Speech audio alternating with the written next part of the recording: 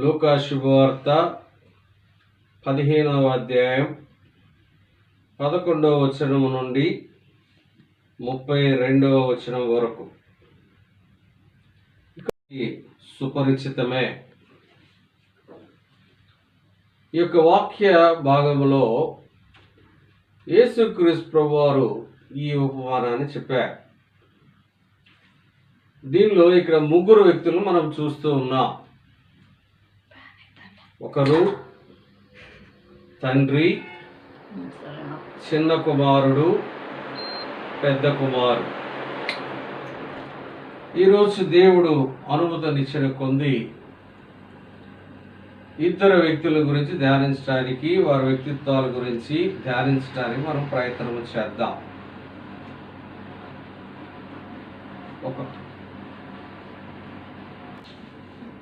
ఒక మనుష్యునికి ఇద్దరు కుమారులుండిరి.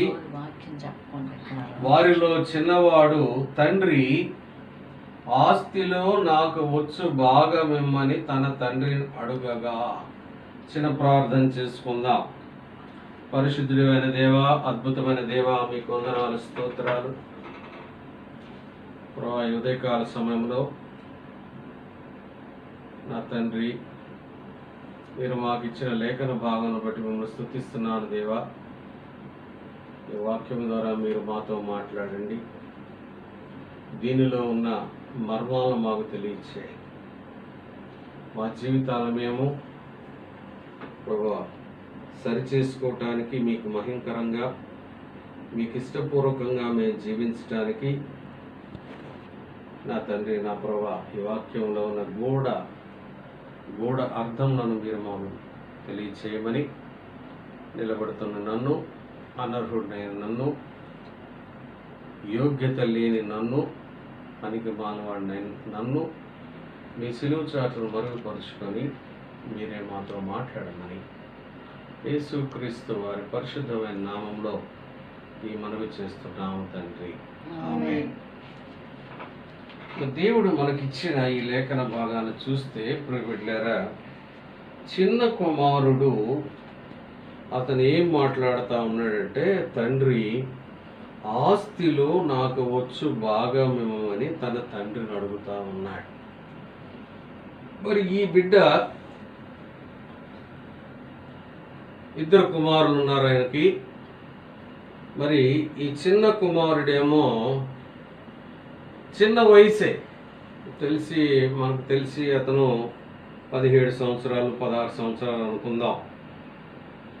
మరి ఆ చిన్నవాడు వచ్చి, తండ్రి, ఆస్తిలో నాకు వచ్చు భాగమిమ్మని తన తండ్రిని అడుగుతా ఉన్నాడు.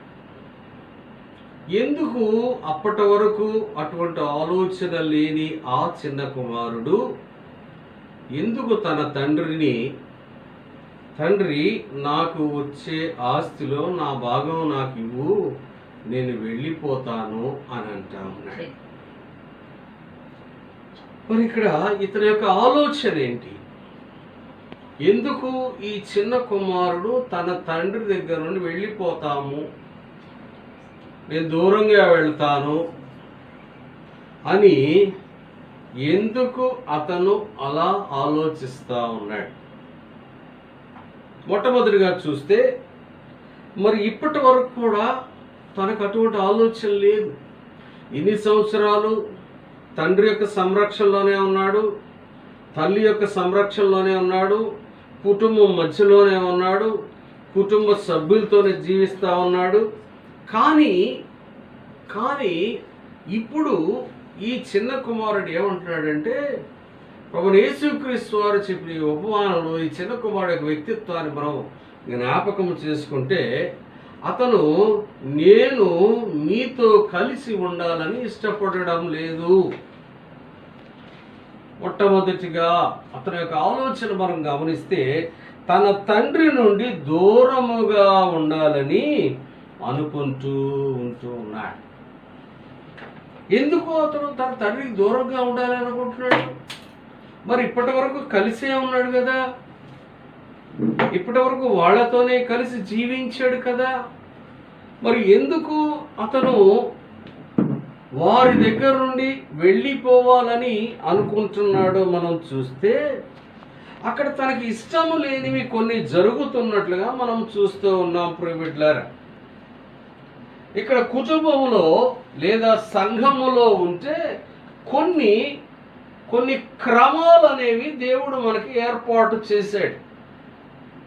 ఈ కుటుంబ వ్యవస్థలో తల్లిదండ్రులకు విధేయులుగా ఉండాలని, తల్లిదండ్రులు చెప్పిన మాట వినాలని, అలానే సంఘములో దేవుడు ఏర్పాటు చేసిన ఆ సంఘ కాపరి అతను ఏదైతే చెప్తాడో అవి ఆయన వినాలని మరి ఒక క్రమాన్ని ఏర్పాటు చేశాడు దేవుడు. ఒక క్రమాన్ని ఏర్పాటు చేయటం జరిగింది. మరి ఈ క్రమాన్ని కొంతమంది ఏం చేస్తూ ఉంటారంటే దాన్ని ధిక్కరిస్తూ ఉంటారు. అలానే దేవుడు ఏర్పాటు చేసిన ఆ క్రమమును మనం పాటించే క్రమంలో కొంతమందికి అవి ఇష్టం ఉండవు. మరి అదే విషయంలో ఇక్కడ ఈ చిన్న కుమారుడు యొక్క వ్యక్తిత్వాన్ని మనం చూస్తే ఆ కుటుంబములో ఉన్న కొన్ని క్రమశిక్షణకు సంబంధించిన విషయాలు అతనికి మనస్కరించట్లేదు ప్రియబిడ్డలారా. కాబట్టి మొట్టమొదటిగా తన తండ్రి నుండి దూరముగా ఉండాలని అనుకుంటూ ఉన్నాడు. అలానే తన తండ్రితో కలిసి ఉండడానికి ఇష్టపడట్లేదు. తన తండ్రితో కలిసి ఉండటానికి ఇష్టపడట్లేదు. ఎందుకంటే ఆ క్రమశిక్షణని అతను దాన్ని పాటించడానికి ఇష్టపడని వ్యక్తిగా ఉంటూ ఉన్నాడు. అలానే మూడో అంశాన్ని చూస్తే అవిధేయుడుగా మారిపోయాడు. మరి అప్పటి వరకు ఎంతో ప్రేమ కనుపరిచిన ఆ చిన్న కుమారుడు, ఎంతో విధేయత కనుపరిచిన ఆ చిన్న కుమారుడు, ఎంతో సౌమ్యముగా ఉన్న ఆ చిన్న కుమారుడు మరి ఈ సమయంలో చూస్తే తన తండ్రికి అవిధేయుడిగా మారిపోయి అతను ఏమనుకుంటున్నాడంటే నాలుగో అంశాన్ని చూస్తే ఈ లోకములో జీవించాలని నిర్ణయించుకున్నాడు ప్రియబిడ్డలారా. ఈ లోకంలో జీవించాలని నిర్ణయించుకున్నాడు. ఈ లోకమే శాశ్వతం అని అనుకుంటా ఉన్నాడు. ఈ లోకమే శాశ్వతం. ఈ లోకంలో ఉన్నది నేను అనుభవించాలి. ఈ లోకంలో నేను ఎంతో సంతోషముగా జీవించాలి. ఈ లోకంలో నేను సౌఖ్యముగా జీవించాలి అని అతను శాశ్వతం అనుకున్న అది ఈ లోకము శాశ్వతము కాదు అన్న విషయము అతను తెలియని స్థితిలో ఉన్నాడు. మనము కూడా పాపం అనే బంధకాల్లో ఉన్నప్పుడు, అపరాధం అనే బంధకాలంలో ఉన్నప్పుడు ఎవరైనా వచ్చి మంచి చెప్పినా కానీ మనం దాన్ని వినే స్థితిలో ఉండం. అలానే ఈ చిన్న కుమారుడు కూడా ఈ లోకములో ఉన్న ఆ సుఖ భోగాలని అనుభవించాలి అనే ఉద్దేశముతో తన తండ్రి దగ్గర నుండి దూరముగా వెళ్ళాలని అతను అనుకుంటూ దూరముగా వెళ్ళటానికి అతను అడుగుతా ఉన్నాడు తండ్రిని, తండ్రి నాస్తిలో నాకు వచ్చు భాగం నాకు ఇవ్వు. నేను మీతో కలిసి ఉండడానికి ఇష్టపడట్లేదు. నేను మీకు దూరముగా ఉండాలని అనుకుంటూ ఉన్నాను అని అంటూ ఉన్నాడు. ఇంకొక అంశాన్ని చూస్తే ఈ చిన్న కుమారుడు యొక్క స్వభావాన్ని, వ్యక్తిత్వాన్ని చూస్తే తండ్రిని వ్యతిరేకించే స్వభావానికి అలవాటు పడ్డాడు. తండ్రి ఒక మాట చెప్తే ఇతను దాన్ని వ్యతిరేకిస్తూ ఉన్నాడు. అయ్యా, నీకు ఇది వయసు కాదు, నీకు అనుభవం లేదు, నువ్వు నా నుండి దూరముగా వెళితే నువ్వు ఎలా జీవిస్తావో, అయ్యా ఈ లోకంలో నువ్వు ఒంటరిగా జీవించలేవు, నాతో కలిసి ఉండు, కుటుంబముతో కలిసి ఉండు అని తండ్రి చెప్తున్నా కానీ తను ఆ పరిస్థితిని, ఆయన మాటల్ని ఆలకించే స్థితిలో లేనివాడుగా ఉంటూ ఉన్నాడు. ప్రియబిడ్డలారా, ఇక్కడ ఒక విషయాన్ని మనం జ్ఞాపకం చేసుకుంటే యోహాను శుభవార్త 15వ అధ్యాయం. యోహాను శుభవార్త 15వ అధ్యాయం చూడండి, 4వ వచనం ఎవరైనా చదవగలరా? నా యందు నిలిచియుండుడి, మీ యందు నేనును నిలిచియుందును, తీగ ద్రాక్షావళిలో నిలిచి ఉంటేనే కాని తనంతట తానే ఎలాగూ ఫలింపదో అలాగే నాయందు నిలిచి ఉంటేనే గాని మీరును ఫలింపరు. ఏం చెప్తా ఉంది దేవుని వాక్యం? దేవునితో కలిసి ఉంటేనే కానీ మనం అభివృద్ధి చెందాం. దేవునితో కలిసి ఉంటేనే కానీ మనం ఫలించాం. దేవుని యొక్క కృపలో ఉంటేనే కానీ మనము ఆశీర్వాదము పొందాం. అలానే తండ్రితో అతను కలిసి ఉండటానికి ఇష్టపడకుండా ఏమంటూ ఉన్నాడంటే, ప్రియబిడ్డలారా, అతను నేను నీ వద్ద నుండి నేను బయటికి దూరముగా వెళ్ళటానికి నేను ఇష్టపడుతున్నాను అని చెప్తా ఉన్నాడు. ప్రియబిడ్డలారా, చూసారా ఇక్కడ ఈ వ్యక్తి ఏం చేస్తా ఉన్నాడంటే, మొట్టమొదటిగా చూసాం. మరలా ఇంకొక విషయాన్ని, ఎందుకు అతను తండ్రి దగ్గర నుండి దూరముగా వెళ్ళాలని అతను ఇష్టపడుతున్నాడో ఇంకోటి చూస్తే, క్రమశిక్షణ నుండి తప్పించుకొని స్వేచ్ఛని కోరుకుంటూ ఉన్నాడు ఈ చిన్న కుమారుడు. నేను మీతో కలిసి ఉంటే నాకు భారం, మీతో కలిసి ఉంటే నాకు స్వేచ్ఛ లేదు, మీతో కలిసి ఉంటే నాకు ఫ్రీడమ్ లేదు అని అనుకుంటూ ఉన్నాడు. మీతో కలిసి ఉంటే నేను క్రమాలు పాటించాలి, క్రమశిక్షణ పాటించాలి. అదే కనుక నేను ఒంటరిగా ఉంటే నా ఇష్టం వచ్చినట్లు నేను జీవించవచ్చు అని ఏం చేస్తానండి ఈ బిడ్డ తండ్రి, నాకు వచ్చు బాగా ఆస్తిలో నాకు వచ్చు భాగమేమని తన తండ్రిని అడుగుతా ఉన్నాడు. ప్రియబిడ్డారు, ఇక్కడ మనం ఒక పరిస్థితిని మనం గమనిస్తే, ఇక్కడ ఈ చిన్న కుమారుడు యొక్క విషయాన్ని మనం లోతుగా మనం ధ్యానించడానికి ప్రయత్నం చేస్తే, ఇతను ఒక స్థితిలో ఉన్నాడు. ఏ స్థితిలో ఉన్నాడంటే పాపపు స్థితిలో ఉన్నాడు. పాపం ఏం చేస్తుంటుంది చూడండి, పాపము స్వేచ్ఛనిస్తుంది కానీ మనల్ని బానిసగా మారుస్తుంది. పాపము స్వేచ్ఛనిస్తుంది కానీ మనల్ని బానిసగా మారుస్తుంది. ఆ పాపం చేసేటప్పుడు చాలా సంతోషంగా ఉంటుంది. గంటలు నిద్రపోతా ఉన్నాం, మనకు చాలా సంతోషంగా ఉంటుంది. కానీ ఆ తర్వాత లేచిన తర్వాత చూస్తే మనకు చేయవలసిన పనులు చాలా వెనకబడి ఉంటాం. సమయాన్ని వృధా చేస్తూ ఉంటాం. వయసు వచ్చే టయానికి, ఫలానా వయసు టయానికి అయ్యో మనకు ఉద్యోగం రాలేదే అని బాధపడుతూ ఉంటాం.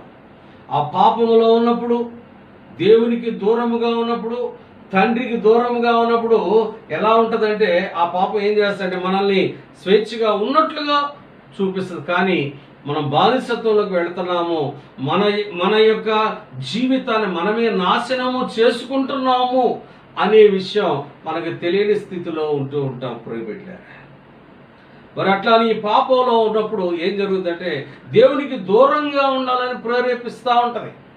ఏముందిలే, దేవుడే కదా, ఏముందిలే, మందిరానికి వెళ్ళకపోతే ఏమైందిలే, ప్రార్థన చేసుకోకపోతే ఏమైందిలే, వాక్యం చదవకపోతే ఏమైందిలే, తండ్రి మాట వినకపోతే ఏమైందిలే, తల్లి మాట వినకపోతే ఏమైందిలే అని ఈ పాపంలో వ్యతిరేకిస్తే ఏమైందిలే, తిరుగుబాటు చేస్తే ఏమైందిలే అని ఏం చేస్తుంటే పాపము మనల్ని ఈ విధముగా మన జీవితాన్ని నాశనము చేస్తూ ఉంటుంది. ప్రియబిడ్డలారా, అట్లని ఈ పాపపు స్థితిలో మనం చూస్తే ఇంకొక అంశాన్ని మనం గమనిస్తే, పాపపు స్థితిలో ఉన్నప్పుడు మనకి ఎటువంటి సంతృప్తి లేని జీవితాన్ని మనం కలిగి ఉంటాం.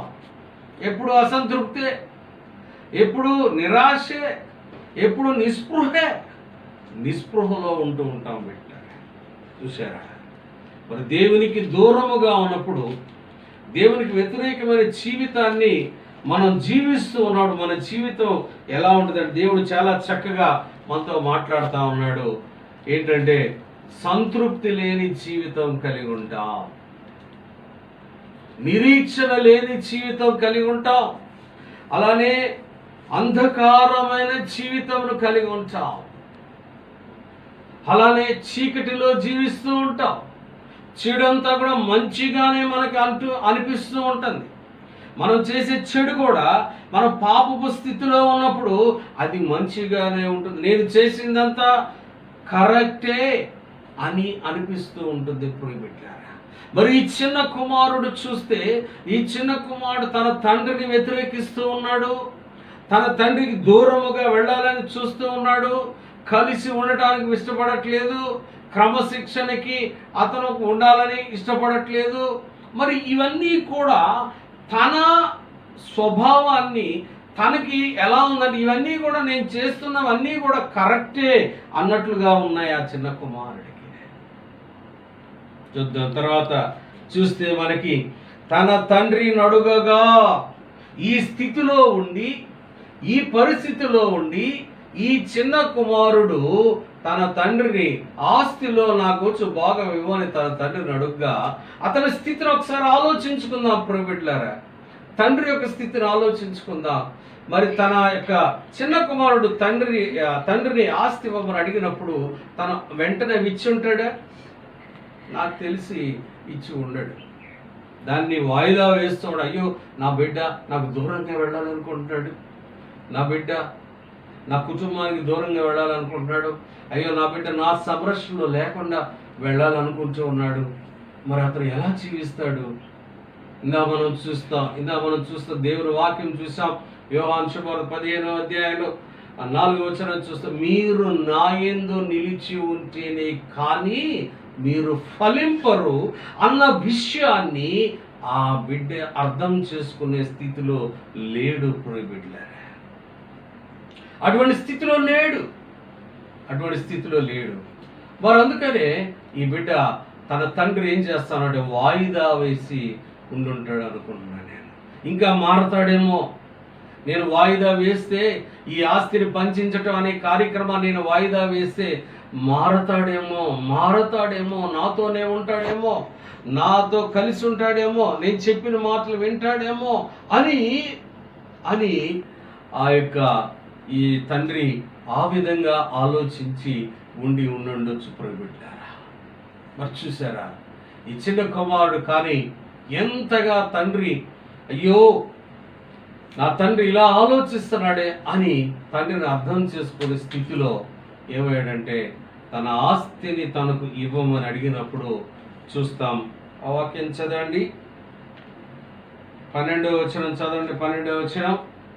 వారిలో చిన్నవాడు తండ్రి ఆస్తిలో నాకు వచ్చు భాగమిమ్మని తన తండ్రిని అడుగగా అతడు వారికి తన ఆస్తిని పంచిపెట్టెను. ఒకసారి ఆలోచిద్దాం. తండ్రి యొక్క మానసిక స్థితిని మనం ఆలోచిస్తే ఆ ఆస్తిని పంచించే క్రమంలో అయ్యో నా బిడ్డ నాకు దూరం అవుతూ తన జీవితాన్ని తను నాశనం చేసుకోవటానికి నేనే కారణముగా ఉంది అని ఎంతగానో మానసికముగా ఆ బిడ్డ ఆ తండ్రి గారు ఎంతో బాధపడి ఉండొచ్చు. ఎంతగానో బాధపడి ఉండొచ్చు. కానీ ఆ చిన్న కుమారుడు తన తండ్రిని అర్థం చేసుకోలేని స్థితిలో ఉన్న ఆ పరిస్థితిలో తర్వాత విషయాన్ని మనం గమనిస్తే చూడండి 13వ వచనం. కొన్ని దినములైన తర్వాత ఆ చిన్న కుమారుడు సమస్తమును కూర్చుకొని దూరదేశమునకు ప్రయాణమైపోయి ఎక్కడికి వెళ్ళాడు? వాళ్ళ గ్రామం పక్కన గ్రామానికి వెళ్ళాల, లేకపోతే వారి యొక్క పట్టణం పక్కన ఆ పొరుగు పట్టణానికి వెళ్ళాల, దూర ప్రదేశానికి వెళ్ళాడు. ఎందుకో తెలుసా? ఒకవేళ నేను పక్క గ్రామంలో పక్క పట్టణంలో ఉంటే ఒకవేళ తండ్రి నా దగ్గరకు వచ్చి మరలా నాకున్న ఆ యొక్క ఆ సుఖ భోగ్యాల్ని నేను అనుభవించకుండా ఆయన నాకు అడ్డుపడతాడేమో అనే ఉద్దేశంతో ప్రియబిడ్డలారా ఏం చేస్తున్నాడంటే ఆ చిన్న కుమారుడు దూర ప్రదేశాలకు వెళ్ళినట్లుగా మనం చూస్తూ ఉన్నాం ప్రియబిడ్డలారా. చూడండి, దూరదేశమునకు ప్రయాణమైపోయి అచ్చట తన ఆస్తిని దుర్వ్యాపారం వలన పాడు చేశాను. ఏం చేశాడు? దూర ప్రదేశాలకు వెళ్ళి మరి తండ్రి దగ్గర ఏదైతే తీసుకున్నాడో ఆ ఆస్తిని అతను దాచిపెట్టుకున్నాడా? ఆ ఆస్తిని భద్రం చేసుకున్నాడా? ఆ ఆస్తిని మరలా దాన్ని పెట్టుబడి పెట్టి దాన్ని మరలా దాన్ని ఎక్కువగా సంపాదించాడా అని అంటే అతను సంపాదించలేదు, భద్రము చేసుకోలేదు. తనకున్న ఆస్తిని పోగొట్టుకుంటున్నాడుగా మనం చూస్తున్నాం. దూర ప్రదేశానికి వెళ్ళాడు. చూడండి, కొన్ని దినములైన తర్వాత సమస్తము కూర్చుకొని దూరదేశమునకు ప్రయాణమైపోయి అచ్చట తన ఆస్తిని దుర్వ్యాపారముల పాడు చేశాడు. భద్రం చేసుకున్నాడా? మరలా ఆస్తి సంపాదించాడా? లేదు, పాడు చేసుకున్నట్లుగా మనం చూస్తాం. మొట్టమొదటి ఆ యొక్క రిజల్ట్ని మనం చూస్తే, ఎప్పుడైతే తన తండ్రికి దూరం అయ్యాడో, తన కుటుంబానికి దూరం అయ్యాడో, తన సంఘానికి దూరం అయ్యాడో, ఏమైంది? మొట్టమొదటిగా తన ఆస్తిని కోల్పోయినట్లుగా మనం చూస్తూ ఉన్నాం. ఆస్తిని కోల్పోయాడు, తన తండ్రి ఇచ్చిన ఆ ధనాన్ని కోల్పోయాడు, సంపదని కోల్పోయాడు. మరి అదంతా కూడా కోల్పోయిన తర్వాత మొట్టమొదటిగా ఏం జరిగింది? ఆస్తిని కోల్పోయాడు. తర్వాత చూస్తే అదంతయు ఖర్చు చేసిన తర్వాత ఆ దేశమందు గొప్ప కరువు రాగా వాడు ఇబ్బంది పడసాగి. రెండో విషయానికి వస్తున్నాం ప్రియబిడ్డలారా. ఏం జరిగింది? రెండో విషయం చూస్తే మనం ఏం జరిగింది? ఇబ్బంది పడతా ఉన్నాడు. ఇంత ఆస్తి తీసుకెళ్ళాడు, ఆస్తి పోయింది, అంతస్తు పోయింది, సంపద పోయింది. కాగా అతను ఏం చేస్తా ఉన్నాడు? ఇబ్బంది పడతా ఉన్నాడు. దేనికి ఇబ్బంది పడతా ఉన్నాడు? కరువు వచ్చేసింది. మరి ఈ ఆస్తిని వెళ్ళేటప్పుడు అతనితో ఉన్న స్నేహితులు ఏమయ్యారు? అతనితో ఉన్న ఆ యొక్క మంద, ఆ బలగం ఏమైంది? ఎప్పుడైతే ఆస్తి పోయిందో ఆ ఆస్తితో పాటే స్నేహితులు పోయారు, అందరూ కూడా పోయారు. ఎప్పుడైతే నీవు నేను దేవునికి దూరం అవుతామో, పాపపు స్థితిలో ఉంటామో, అప్పుడు మనకున్న మన బంధువులు కానీ స్నేహితులు కానీ అందరూ కూడా దూరం అయిపోయినట్లుగా మనం చూస్తూ ఉంటాం.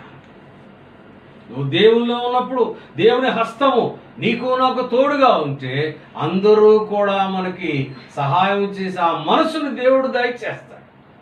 కానీ దేవునికి దూరముగా వెళ్ళినప్పుడు, తండ్రికి దూరముగా వెళ్ళినప్పుడు ప్రియబిడ్డలారా చూసుకుంటే ఇక్కడ ఈ వ్యక్తి ఏమయ్యాడంటే తన ఆస్తి పోయింది, అంతస్తు పోయింది, బంధువులు పోయారు, స్నేహితులు విడిచిపెట్టేళ్ళారు, తర్వాత తెలిసిన వాళ్ళు కూడా విడిచిపెట్టేళ్ళారు. ఆ సమయంలోనే కరువు వచ్చింది. ఆ కరువు వచ్చిన క్రమంలో ఏం చేస్తున్నాడంటే ఇబ్బంది పడుతూ ఉన్నాడు. దేనికి ఇబ్బంది పడుతూ ఉన్నాడు? తన యొక్క ఆకలిని తీర్చుకోవటానికి ఇబ్బంది పడుతూ ఉన్నాడు. ఆకలిని తీర్చుకోవటానికి. మరి ఇంతకుముందు ఎంతో ఆస్తిని సంపదను తీసుకొచ్చాడు. ఆ సంపద అంతా కూడా మాయమైపోయింది. ఆ సంపద అంతా కూడా ఖర్చు అయిపోయిన ఆ స్థితిలో ఆ బిడ్డ చూస్తే చూడండి, ఇక్కడ ఆ దేశమందు గొప్ప కరువు రాగా వాడు ఇబ్బంది పడసాగి వెళ్ళి ఆ దేశస్థులలో ఒకని చెంత చేరెను. చూసారా, తండ్రికి దూరమైనప్పుడు అక్కడ తండ్రి దగ్గర యజమానిగా ఉన్న ఈ చిన్న కుమారుడు ఇక్కడ ఏమవుతా ఉన్నాడంటే ఒకని దగ్గర బానిసగా మారాడు. మరి నీవు నేను ఆ స్థితిలో ఉన్నామా? దేవునికి దూరం అయితే, తండ్రికి దూరం అయితే మనము కూడా ఒకదానికి బానిసలు అవుతాం. ధనము అనే దానికి బానిసయ్యామా? ఈ లోకానికి బానిసయ్యామా? ఈ బిడ్డ చూస్తే తండ్రికి దూరం అయ్యాడు, కానీ అక్కడ యజమానిగా ఉన్న ఆ వ్యక్తి ఎప్పుడైతే తనకున్న ఆస్తి పోయిందో, అంతస్తు పోయిందో, తను బానిసగా తయారయ్యాడు. యజమాని బానిస. ఇక్కడ యొక్క ఆ స్థితిని మనం గమనించుకుంటే, తండ్రి దేవునికి దూరంగా ఉన్నప్పుడు, దేవుడు మనల్ని ఆయన బిడ్డలుగా చూస్తూ ఉన్నప్పుడు, ఆ స్థితి నుండి ఎప్పుడైతే మనం పాపపు స్థితిలోకి వస్తామో, ఈ లోక అధికారి, ఈ అపవాదికి మనం బానిసలుగా తయారవుతాం. మరి ఈ బిడ్డ కూడా ఆ పాపపు స్థితిలో, ఆ శాపపు స్థితిలో తండ్రికి దూరముగా వచ్చినప్పుడు వాడు ఎలా అయ్యాడంటే బానిసగా అయ్యి, ఇంకా దాన్ని చాలా చక్కగా దేవుడు మన కొరకు ఇక్కడ రాయించాడు పరిశుద్ధ గ్రంథం. అతడు పందులను మేపుటకు తన పొలములోనికి వానిని పంపాడు. ఎటువంటి పని ఇచ్చాడు చూడండి. పందులు అంటే ఆ రోజుల్లో చాలా నీచమైన జంతువుగా పరిగణిస్తూ ఉంటాం. మరి అటువంటి ఆ పనిని వాటిని మేపటానికి తనను పంపించాడు. అది తనకు వచ్చిన ఉద్యోగం ఏంటంటే, తనకు వచ్చిన పని ఏంటంటే నీచమైన జంతువైన ఆ పందులను మేపటం అనే ఉద్యోగం వచ్చింది. ఇంతకుముందు ఇక్కడ ఎలా ఉండేవాడు? కుమారుడు, యజమాని తర్వాత యజమానంత కుమారుడు, తన కింద జీతగాళ్ళు, మంచి వస్త్రాలు, మంచి చెప్పులు, ఎంతో చక్కగా ఉన్న ఆ బిడ్డ ఎప్పుడైతే తండ్రికి దూరం అయ్యాడో తను బానిసయి నీచ జంతువైన ఆ పందుల్ని మేపటానికి తను అక్కడికి వెళ్తా ఉన్నాడు. వాడు 16వ వచనం, వాడు పందులు తిను పొట్టుతో తన కడుపు నింపుకొన ఆశపడెను. కనీసం నేను ఆకలితో చచ్చిపోతున్నాను, ఆకలితో అలమటిస్తూ ఉన్నాను, నా పరిస్థితి ఏంటి, నేను ఏ విధంగా ఈ ఆకలి తీర్చుకోవాలని కనీసం ఆ పందులకు మేపే ఆ పొట్టుతోనైనా నేను ఆకలిని తీర్చుకోవాలి అని ఆశపడ్డాడు. కానీ ప్రియులారా చూసారా, దేవునికి దూరం అయితే మనకన్నీ కూడా దూరం అయితే అన్న విషయము ఈ చిన్న కుమారుడి జీవితం ద్వారా దేవుడు మనకు నేర్పుతూ ఉన్నాడు. ఆశపడ్డాడు కానీ ఎవడును వానికి ఏమీయో ఇయ్యలేదు. చూసారా, ఎవరు కూడా ఏమీ ఇవ్వల. ఆ యజమాని కూడా ఇది పందులకి ఇచ్చేది, నువ్వు దాని గురించి దాన్ని నువ్వు తినటానికి వీలు లేదు అని చెప్పినట్లుగా మనం చూస్తూ ఉన్నాం. చూసారా, కాబట్టి అతను ఆశపడ్డాడు, కనీసం ఈ పందులు తినే ఆ పొట్టుతో అయినా నా ఆకలిని నేను తీర్చుకుంటాను అని ఆశపడితే ఆ ఆశ కూడా ఏమైందంటే నిరాశ అయింది. ఆశ నిరాశ అయింది. తినటానికి తిండి లేదు, ఉండటానికి ఇల్లు లేదు, మరి కట్టుకోవడానికి బట్టలు లేవు. కానీ అప్పుడు చూద్దాం 17వ వచనం, అందరం కలిసి, అయితే బుద్ధి వచ్చినప్పుడు ఏమైంది ఇక్కడ? అయితే బుద్ధి వచ్చినప్పుడు. ఎవరికి బుద్ధి వచ్చింది? ఏ బిడ్డ అయితే తన తండ్రికి దూరంగా వెళ్ళాడో, ఏ బిడ్డ అయితే తన తండ్రిని వ్యతిరేకించాడో, ఏ బిడ్డ అయితే తనకి ఇష్టం లేని పనులు, తన తండ్రికి ఇష్టం లేని పనులు చేస్తూ ఉన్నాడో, తన దగ్గర నుండి ఆస్తి తీసుకుని వెళ్ళాడో, ఆ బిడ్డకి ఏమొచ్చింది? ఎప్పుడు వచ్చింది?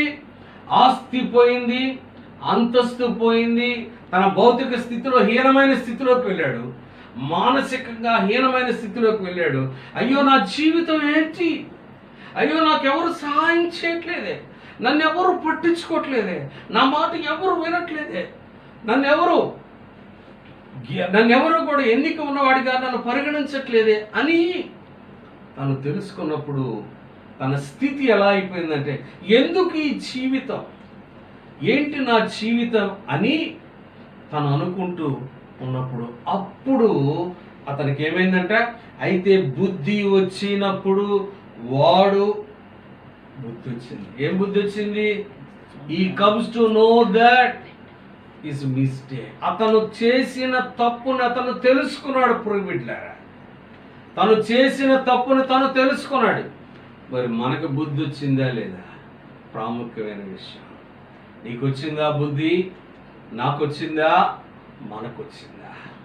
మరి ఈ చిన్న కుమారుడికైతే బుద్ధి వచ్చినప్పుడు, ఈ చిన్న కుమారుడు తన స్థితిని తను తెలుసుకున్నప్పుడు, ఈ చిన్న కుమారుడు తను ఏ తప్పు అయితే చేశాడో అది తెలుసుకున్నప్పుడు, ఆ చిన్న కుమారుడు తన తండ్రి నుండి దూరముగా వెళితే నా స్థితి ఏంటి అని తెలుసుకున్నప్పుడు ఏం చేశాడు చూడండి. ఆ బిడ్డ తన తండ్రి గురించి ఆలోచిస్తూ ఉన్నాడు. అయ్యో, నా తండ్రి దగ్గర ఎంతో మంది జీతగాళ్ళు ఉన్నారు, వారికి సమృద్ధిగా భోజనం జరుగుతూ ఉంది, సమృద్ధిగా తింటూ ఉన్నారు, చక్కగా జీవిస్తూ ఉన్నారు. అయితే నేను నా తండ్రికి దూరమై నేను యొక్క పాపపు స్థితిలో ఉండి హీన స్థితిలో ఉన్నాను. అయ్యో, నేను చేసినది తప్పు, నేను తప్పు చేశాను అని తను తెలుసుకున్నాడు ప్రియబిడ్డారా. అట్లానే ఒక క్రైస్తవుడిగా, ఒక క్రైస్తవురాలిగా దేవునికి దూరముగా వెళ్తే మన స్థితి ఎలా ఉంటుందంటే ఎంతో భయంకరమైన స్థితి. నిరీక్షణ ఉండదు, ఉత్సాహం ఉండదు, ధైర్యం ఉండదు, ఏమీ కూడా ఉండదు. చూడండి ఆ బిడ్డ ఏమన్నాడు చూడండి, 18 నేను లేచి నా తండ్రి యొద్దకు వెళ్ళి, తండ్రి, నేను పరలోకమునకు విరోధముగాను నీ ఎదుటను పాపము చేసి తిని. ఏమన్నాడు చూడండి, అయ్యా, నేను నీకు వ్యతిరేకంగా నేను పాపము చేశాను, పరలోకానికి విరోధముగా నేను పాపము చేశాను అని తను మాట్లాడుతూ తన తండ్రికి దగ్గరికి వెళ్తున్నాడు. ప్రియబిడ్డారా, ఆ వెళ్ళే క్రమంలో అతని యొక్క ముఖాన్ని మనం చూస్తే ఎంతో ప్రకాశవంతమైన ముఖంగా ఉంది. తన తప్పు తెలుసుకొని తన తండ్రి దగ్గర, దేవుని దగ్గర తన తప్పును ఒప్పుకుంటూ ఉన్నాడు. కింద వచ్చినాన్ని చూస్తే చూడండి ప్రియబిడ్డలారా, ఇక మీదట నీ కుమారుడునని అనిపించుకొనుటకు యోగ్యుడను కాను, నన్ను నీ కూలి వారిలో ఒకనిగా పెట్టుకొనమని అతనితో చెప్పుదును అనుకుని లేచి తండ్రి వద్దకు వచ్చాను. చూశారా, ఆ చిన్న కుమారుడు ఎప్పుడైతే తన తప్పు తెలుసుకున్నాడో తండ్రి దగ్గరికి నేను వెళ్ళి, అయ్యా, నేను నీ కుమారుడిగా అర్పించుకోవటానికి నాకైతే యోగ్యత లేదు, కనీసం నీ కూలి వాళ్ళలో, నీ జీతగాళ్ళలో, నీ పని వాళ్ళలో ఒకరిగా నన్ను తీసుకో అని అడుగుదామని ఆ ఆలోచన ఏం జరిగిందంటే తన తండ్రి దగ్గరికి తీసుకెళ్ళింది. బుద్ధి వచ్చింది, అతనికి బుద్ధి వచ్చింది. బుద్ధి వచ్చినప్పుడు ఈ విషయాలన్నీ చేస్తూ ఉన్నాడు. చూడండి, అతనికి బుద్ధి వచ్చినప్పుడు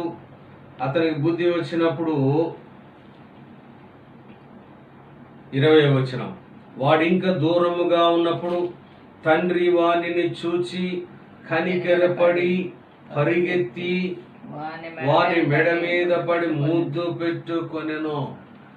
చూసారా, చిన్న కుమారుడు వ్యక్తిత్వాన్ని చూసాం ఇప్పటి వరకు. మరి చిన్న కుమారుడు తండ్రికి దూరముగా వెళ్ళినప్పుడు అతని పరిస్థితి ఎలా ఉంది? మరి తన తప్పు తెలుసుకున్నప్పుడు అతని యొక్క పశ్చాత్తాపాన్ని మనం చూస్తా ఉన్నాం. పశ్చాత్తాపం, తన తప్పు తెలుసు, అయ్యో ఫాదర్, నేను మీకు వ్యతిరేకంగా తప్పు చేశాను, నన్ను క్షమించండి అని వచ్చినప్పుడు ఇప్పుడు మనం తండ్రి యొక్క వ్యక్తిత్వాన్ని మనము ధ్యానిస్తూ ఉన్నాం. వాడు ఇంకా దూరముగా ఉన్నప్పుడు తండ్రి వారిని చూసి కనికరపడి, తండ్రి ఏం చేస్తాడు, ఇంకా దూరంగా ఉన్నాడు. చిన్న కుమారుడు వస్తా ఉన్నాడు తన దగ్గరికి, చిరిగిపోయినాయి బట్టలు, చిరిగిపోయినాయి. తర్వాత అతని యొక్క క్రాపు చండాలంగా ఉంది, వాసన కొడతా ఉంది. అయినా కానీ కనికర పడుతూ ఉన్నాడు. అయ్యో, ఇతనేనా, నేనెందుకు ఇతని దగ్గర వెళ్ళి ఇతన్ని నేనెందుకు తీసుకోవాలి అని అనుకోవట్లా.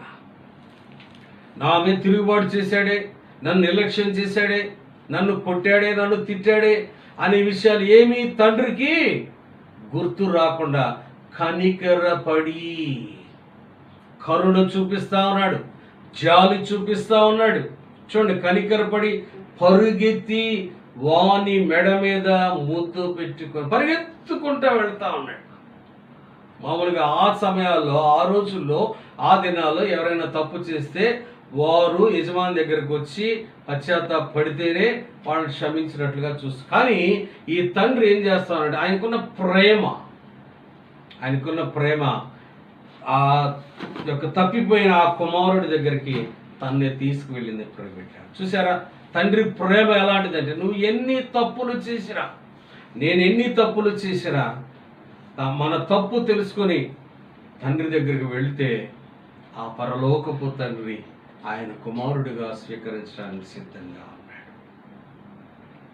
చూసి బిడ్డారా, తన యొక్క ప్రేమ విలువ కట్టలేనిది. ఆ ప్రేమ చూసారా, తండ్రి ప్రేమ, దేవుని ప్రేమ, కనికరము చూపే ప్రేమ, క్షమించే ప్రేమ, జాలి చూపే ప్రేమ.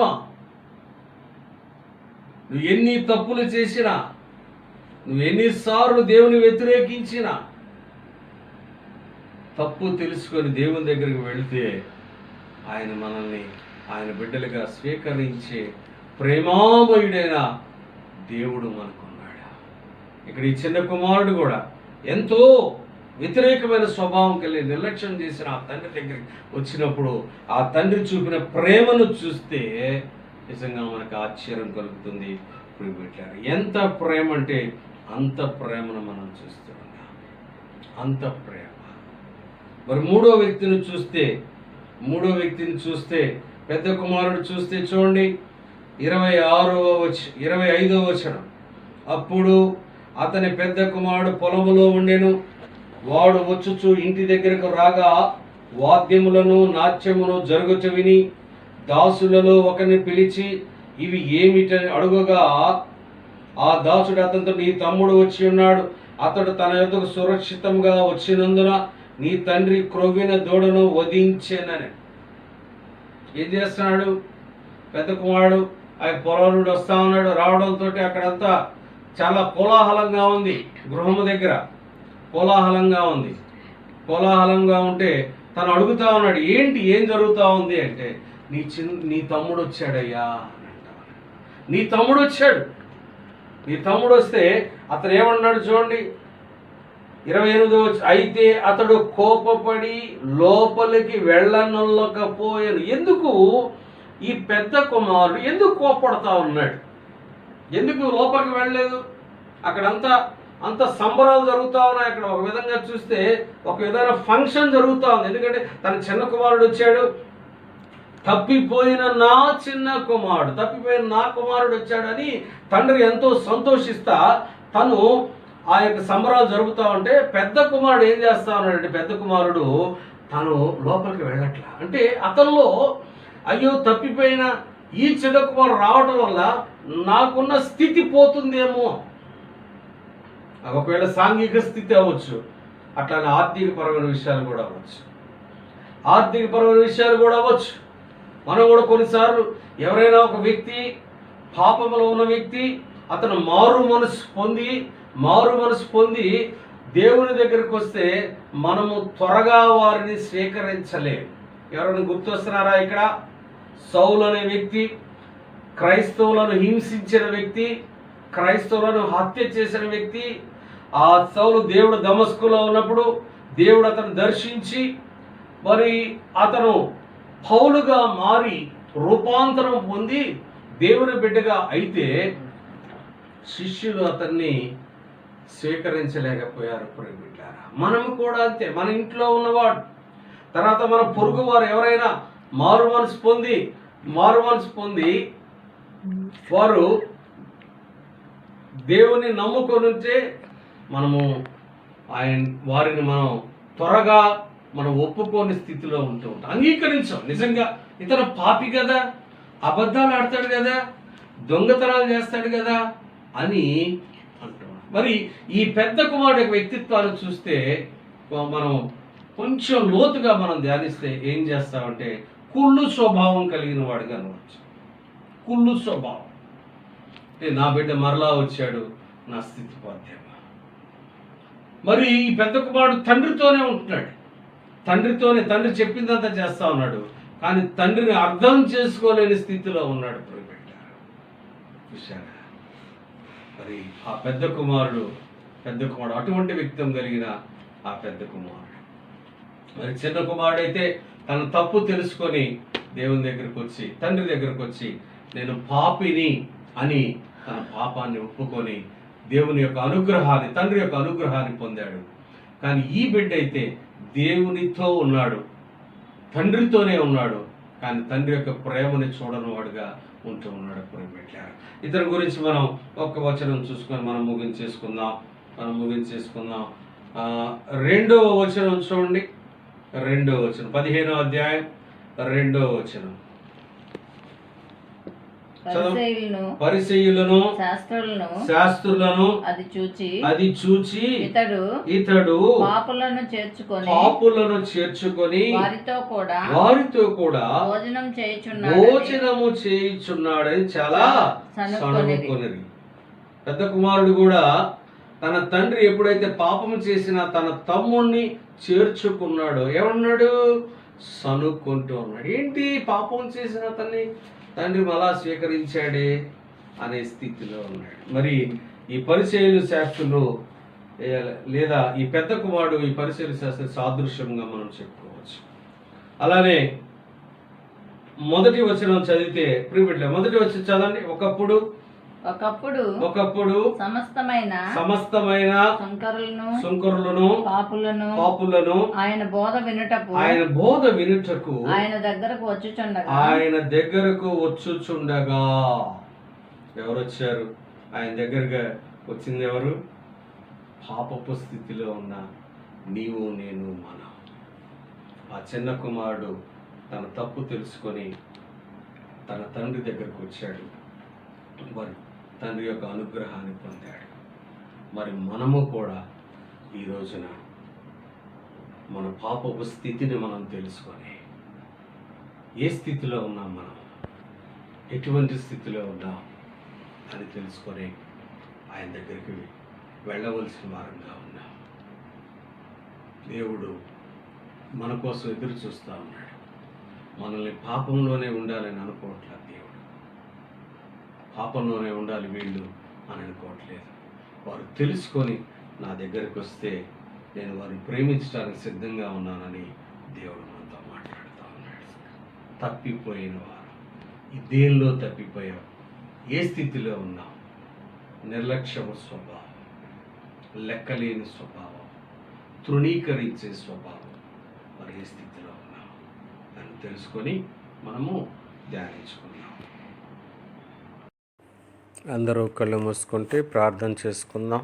మహాపరిశుద్ధుడైన తండ్రి, అద్భుతమైన దేవ, ఆశ్చర్యకరుడమైన దేవ, ఆలోచనకర్తమైన దేవ, మమ్మల్ని నడిపిస్తూ ఉన్న దేవ, మీ అద్భుతమైన ఘనమైన శ్రేష్టమైన ఉన్నతమైన నామమును బట్టి మీకు వందనాలు, స్తోత్రాలు, స్తుతులు చెల్లించుకుంటూ ఉన్నాము తండ్రి. ప్రభువా, ఇప్పటి వరకు నా తండ్రి మీరు మాతో మాట్లాడిన ప్రతి లేఖన భాగం బట్టి మిమ్మల్ని స్తుతిస్తూ ఉన్నాం. ప్రభువా, నా తండ్రి తప్పిపోయిన కుమారుడు, నా తండ్రి నా ప్రభువా, అట్లానే తండ్రి ప్రేమ, అలానే పెద్ద కుమారుడు, అయా ముగ్గురు వ్యక్తిత్వాల గురించి మీరు మాతో మాట్లాడారు. అయ్యా, మేము ఏ విషయంలో అయితే తప్పిపోయామో నా తండ్రి ఈ సమయంలో అయా నా తండ్రి మీ పాదాల దగ్గరికి వస్తూ ఉన్నాం. అయా మమ్మల్ని క్షమించండి, మరలా మీ బిడ్డలుగా అయా మీ హక్కును చేర్చుకోమని ప్రార్థిస్తున్నాం. ఎన్నో విషయాల్లో తప్పిపోయినాం ప్రభువ, మానవులముగా, మనుషులముగా, బలహీనులముగా అయా ఎన్నో విషయాలు మా మాటల్లో తప్పిపోయినాం ప్రభువ, మా క్రియల్లో తప్పిపోయినాం అయా, మా ఆలోచనలో తప్పిపోయినాం అయా, మా తలంపుల్లో తప్పిపోయినాం. అలానే మేము చూసే దృశ్యాల్లో నా తండ్రి ఎన్నోసార్లు మీకు వ్యతిరేకమైనవి చేశాం. మమ్మల్ని క్షమించండి ప్రభువా. అయ్యా, మరలా నా తండ్రి మా తప్పు మేము తెలుసుకొని మీ పాదాల దగ్గరికి వస్తూ ఉండగా నా తండ్రి ప్రభువా, నా తండ్రి మీ హక్కును చేర్చుకొని మీ బిడ్డగా చేర్చుకోమని ప్రార్థిస్తూ ఉన్నాం. అలానే పెద్ద కుమారుడిగా నా తండ్రి మా విషయంలో ఏవైనా మీకు వ్యతిరేకమైన వ్యక్తిత్వం, వ్యతిరేకమైన ఆలోచనలు ఉంటాయి నా తండ్రి, అసూయ, ద్వేషం, నా ప్రభు క్షమించలేని స్వభావం, ప్రేమించలేని స్వభావం అతను అయ్యా తీసివేయండి ప్రభువా, తీసివేయండి తండ్రి. ఆ స్వభావం తీసివేసి మీ బిడ్డగా మమ్మల్ని చేర్చుకోమని, అట్లా తండ్రికి నా ప్రేమను మేము పొందేవారముగా మీ కనికరము చూయించండి, జాలి చూయించండి, కృప చూయించండి, కనికరము చూయించి అయ్యా మీ కుమారులుగా, మీ కుమార్తెలుగా మమ్మల్ని స్వీకరించి మా జీవితాల్లో నా తండ్రి నా ప్రభా మీ ప్రేమను పొందేవారముగా, మీ బిడ్డలముగా జీవించే కృపను మాకు దయచేయమని, సమస్తమైన మహిమ, ఘనత, ప్రభావం మీకే ఆరోపించుకుంటూ యేసుక్రీస్తు వారి పరిశుద్ధమైన నామములో ఈ మనవులన్నింటినీ అడిగి ప్రార్థించి స్తుతించి వేడుకుంటూ ఉన్నాము తండ్రి. ఆమేన్.